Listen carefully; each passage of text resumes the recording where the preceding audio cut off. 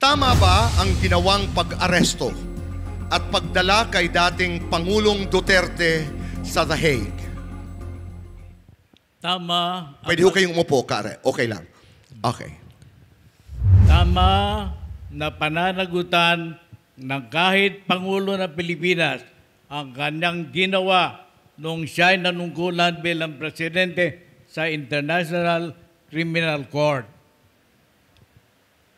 Hindi makapangyarihan ng isang Pangulo na sa isang bansa ay gagawa ng mga patakaran kay Mr. Duterte ay naglunsad ng madugong drug war na ang dulo ng programang ito ay kill, kill, kill.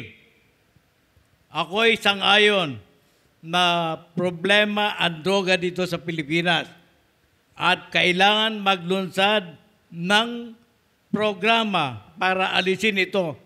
Pero dapat malaman kung paano nalikha ang problema ng droga at ang dulo dapat nito ay hindi kill, kill, kill, kung hindi rehabilitation. Kung ganyan ang naging programa, tutol ako. Ang problema, ang dulo ng kanyang sinasabi na drug war ay kill, kill, kill. Pananagutan niya dapat ito dahil ito'y isang krimen against humanity.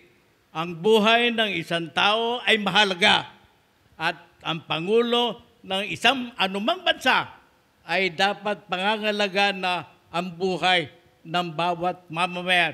Kaya rehabilitation ang kailangan dulo ng anumang drug war, ng anumang lipunan. Ang unang follow-up question ay manggagaling kay Robin.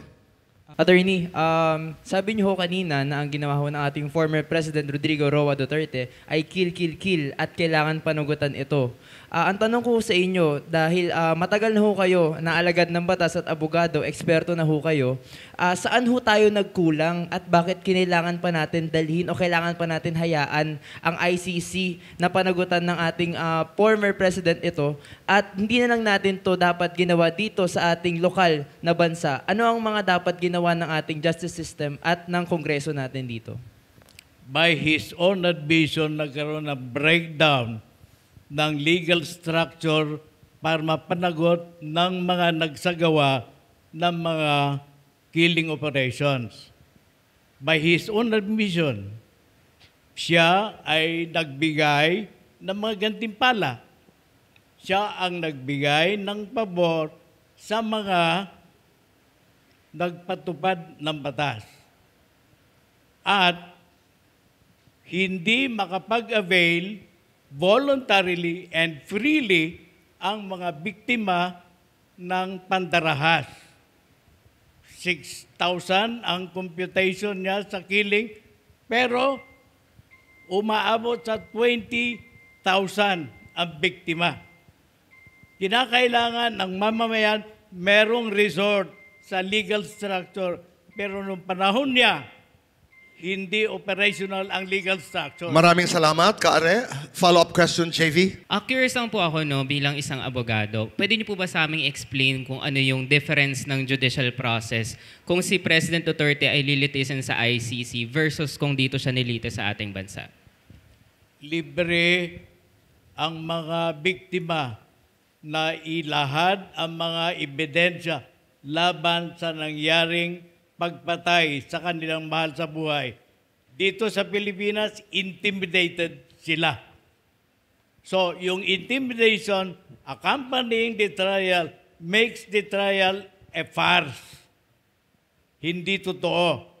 Kung ang kandida ay ang testigo o yung mga nagrereklamo ay natatakot na ilahad ng completely, meron din yung isang colonel sa Davao na nasa US ngayon na naghahanap ng asylum ay isa sa nabigyan ng gantimpala para ipatupad ito. So ito ay transgression ng human rights. hindi malaya ang mamamayan na maghanap ng hustisya. Last follow-up for this question, Robin. Attorney, hindi ho malaya ang access natin o ng mga mamamayan upang patunayan ho yung mga ganong patayan. Kung kayo ho ay maluklok bilang senador ngayon sa paparating na eleksyon, may kailangan ho ba tayong amyendahan ng mga batas o kailangan ho natin magpanukala ng bagong batas ukol dito? Kailangan natin mag-amyenda at magpakalwakala ng bagong batas.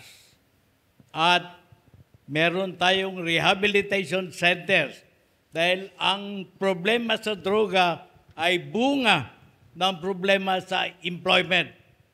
Kulang ang trabaho dito sa Pilipinas, underdeveloped ang economy, at ang karamihan na biktima ng droga ay yung mga unemployed. Kaya yung drug problem is only a symptom of a deeper problem at yan dapat ang asikasuhin ng anumang gobyerno. Meron siyang framework para likhain na isang lipunan na nagbibigay ng equal opportunity na umunlad. Hindi kagaya na 6% lamang ang may control sa economy and at the same time may control sa political structure.